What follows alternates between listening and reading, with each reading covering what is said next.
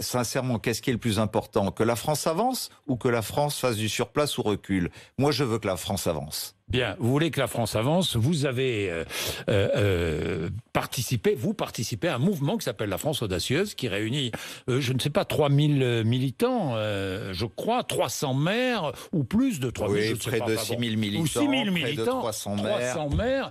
Est-ce que vous allez transformer ce mouvement en parti politique? Oui, le 22 septembre prochain, nous nous réunirons en congrès à Saint-Germain-en-Laye, naturellement avec le numérique, puisque les conditions de distanciation nous imposeront d'être le plus restreint possible, même si beaucoup de maires se sont inscrits, et autres que des maires, des décideurs économiques et tout simplement des citoyens. Aujourd'hui, nous voulons franchir une étape. Pourquoi? Parce que nous ne pouvons plus concevoir, face à cet esprit partisan de la plupart des formations politiques qui sont organisées sur un modèle parlementaire, là où les citoyens français s'appuient d'abord sur les collectivités, on ne considère plus que les collectivités ont un mot aussi important, au moins si ce n'est plus que le Parlement, à dire sur les réformes à venir. Aujourd'hui, qui décide en matière de création d'emplois?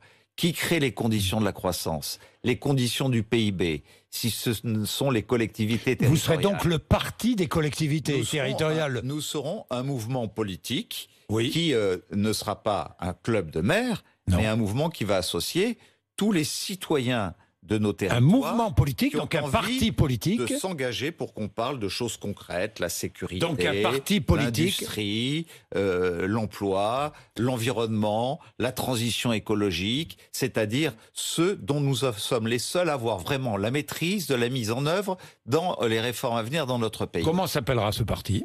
Ça sera la France audacieuse, peut-être avec une évolution. Ça sera le débat du 22 septembre prochain et nous en parlerons. Parti politique avec des candidats aux législatives. Mouvement politique. Bon, j'oublie le mot parti. Mouvement politique avec des candidats aux prochaines législatives. Non, pas forcément. Pas forcément. On n'a pas vocation à être un parti de présidentiable. On n'a pas forcément vocation. On est un mouvement au service des territoires. Qui administre les territoires? Ce sont les élus locaux.